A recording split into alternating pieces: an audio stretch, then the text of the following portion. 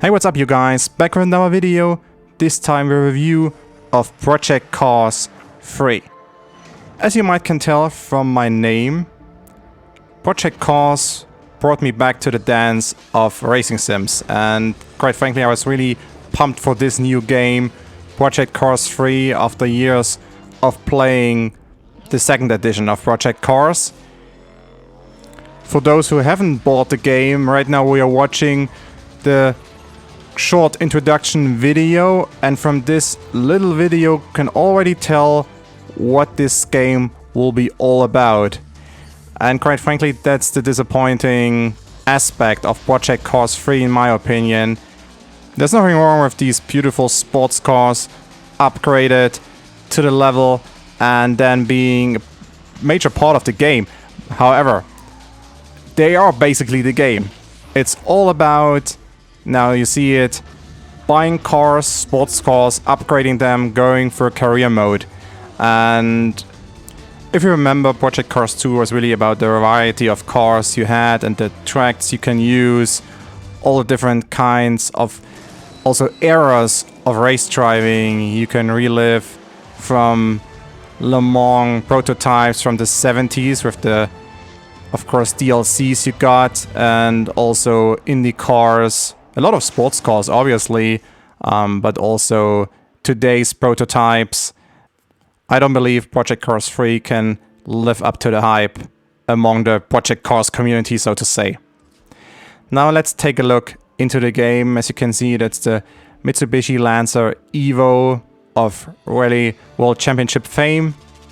And that's basically one of the 3 cars you can choose early on in the career mode. And then I've already upgraded the car to the point where I can now compete against the McLarens and Lamborghinis of the world. And as you can see, one plus of the game is that all the tracks you remember from Project Cars 2 are still in it, even a couple of new ones. So the variety in terms of tracks is still there. And also Jerez, for instance, now Interlagos, Indianapolis, Imola, of course, one of the famous tracks, Hockenheimring, classic version, and the older version, also now Havana. Cuban Capital is also in the game, that's interesting. It looks like a track going through the city of Havana, so that's interesting. And yeah, as you can see, it's basically what you remember. And so at least there, I don't think the developers screwed with the old recipe of Project Cars 2. But other than that, I don't see much of a resemblance to Project Cars 2, and that's too bad actually. Now we will do one of these custom events, just a short race against the AI on Interlagos in our Evo, which you now can see that, yeah, there's a lot of horsepower, but it's still an Evo.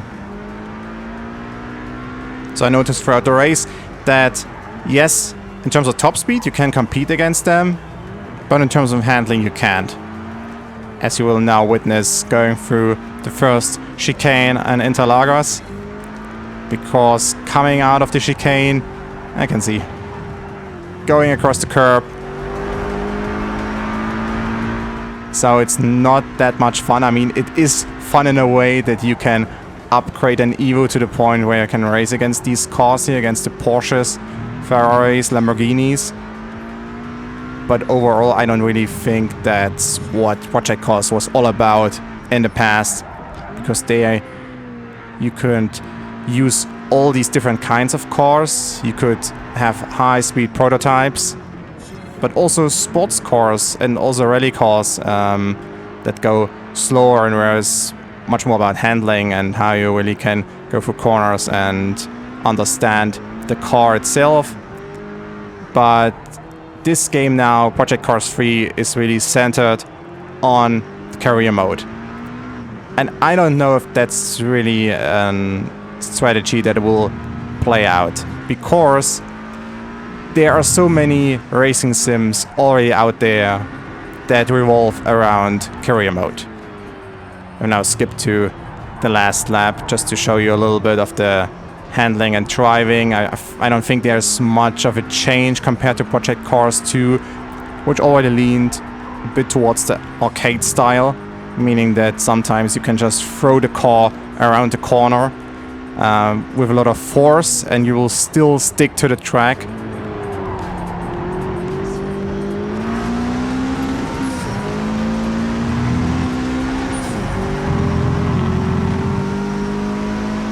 Now I'm showing you a few different camera perspectives.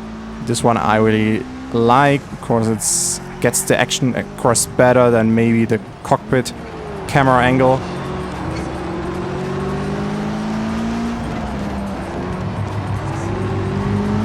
It's not that exciting, and I don't think really that the stuff on the track has changed to the point where you would justify buying a game for 50 or 60 bucks. Of course, graphics have been updated to the standards of 2020, or more or less to 2020. Now, here finishing our race on Interlagos, going up the left kink towards the main straight. Yeah, we don't have the top speed there competing against the Porsche, and we will lose P13, but quite frankly, whatever. It was just a showcase race competing in an Evo against these. Yeah, some of these are $1 million cars, so I mean, what can you say actually? Yeah, it was won by Jaguar before, I think, 4 McLaren. So now we can just take a quick look into the career mode. I didn't record a career mode race, but as you can see, I mean, simple career mode, having different kinds of events. You have to meet some career goals to advance, to collect artificial fake money. That's about it, and you can start with a Evo and a few other cars, but it's not really that exciting. When you go to the custom events, you can only choose from the car you already have. The only way to, right now at this point in the game, use other cars is to go to the Rivals mode, where you basically have a time trial event. So now you can see the Jaguar XJR9, one of the famous cars that has already been in the Project Cars 2 game. You can use the Ford Mustang in a hot lap mode, and in the monthly event on Jerez you can use the Acura. So that's at least something where you can use these other cars, these more exciting cars than the Evo. I just jumped right into this little mode, a daily event of the Jaguar, where you basically have to go around this short track for 3 laps and meet an average time to then receive, I think, gold.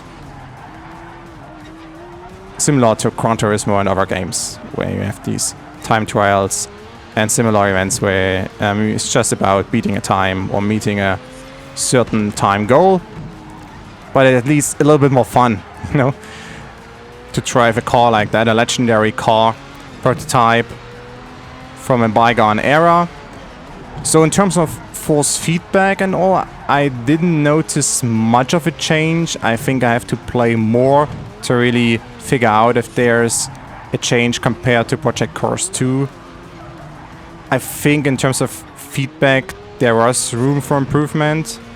I didn't really notice any improvement, but I think the key feature of Project Cars 2, and a main advantage why people still played the game for many years after there were other games already out, I think it was about immersion, and it was about, you know, really getting into this kind of, you know, racing where you really lose yourself in it, and where you really think that you're driving a, you know, I don't know, 1 hour race, 2 hour race. I really believe that you're in the race car, you experience this kind of thing firsthand, as ridiculous as it sounds, especially with the addition of VR, which was already featured in Project Cars 2. So yeah, I don't know if you can get the same kind of experience in Project Cars 3.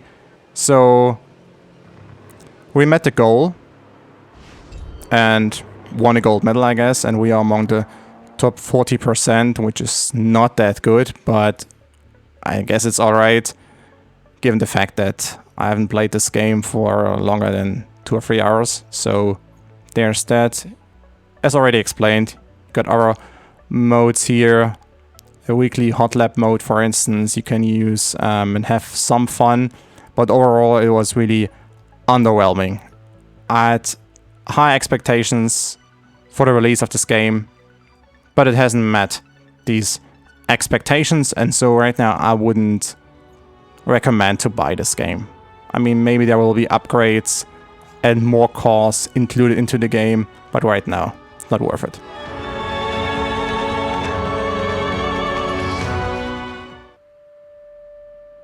But what we can also do is just go back to the old game, because it's still there.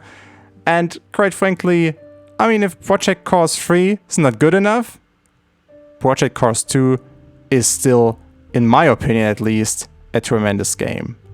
And as you can tell from the introduction video compared to Project Cars 3, look at the variety of cars you can use. Of cars included into the game right from the start or after the additions through DLCs. Now, look at it. It's beautiful. And it's so much better than just a game centered on career mode.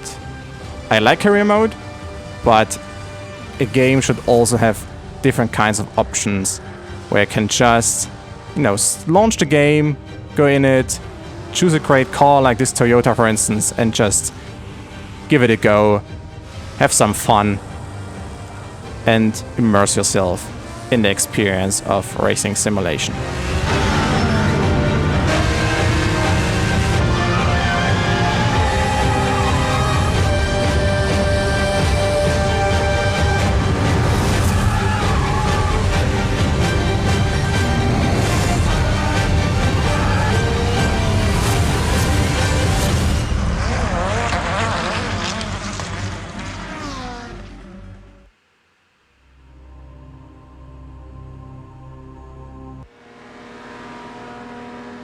So for now, that's what I will do.